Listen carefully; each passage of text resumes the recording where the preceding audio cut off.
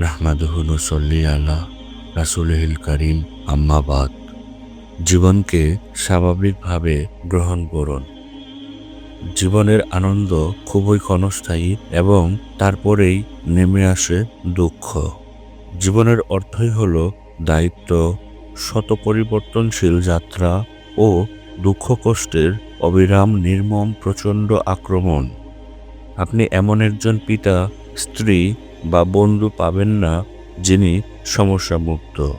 আল্লাহ তাআলা চেয়েছেন যে এ পৃথিবীর দুটি করে বিপরীত জিনিস দিয়ে ভরপুর থাক, যেমন ভালো মন্দ, পাপ পুণ্য, সুখ দুঃখ।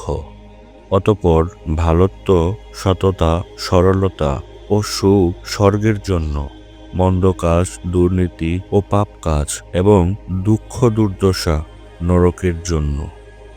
নবী করিম সাল্লাল্লাহু আলাইহি ওয়াসাল্লাম বলেছেন, আল্লাহর জিকির ও জিকিরের ফলে যা আসে তা এবং আলেম ও তালেবে এলেম ছাড়া গোটা দুনিয়া ও দুনিয়াতে যা কিছু আছে সবই অভিশপ্ত।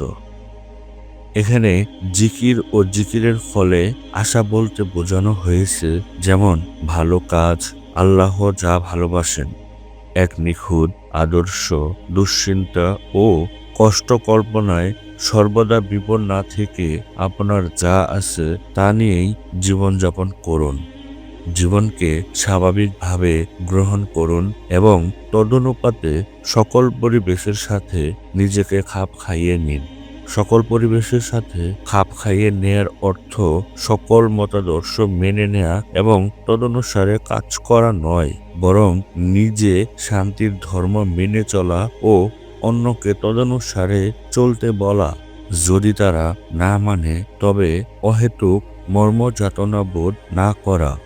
এ দুনিয়াতে আপনি নিষ্কলঙ্ক সঙ্গী ও নিকট পরিস্থিতি বলে কোনো জিনিস পাবেন না, কেননা নিষ্কলঙ্কতা ও নিকট অবস্থা এমন দুটি গুণের নাম যা এ জীবনে পরদেশী। নিজেদেরকে সংশোধন করা, সহজটাকে গ্রহণ করা, কঠিনটাকে বর্জন করা এবং প্রায় অন্যের ভুল ভ্রান্তিকে উপেক্ষা করা আমাদের জন্য জরুরি।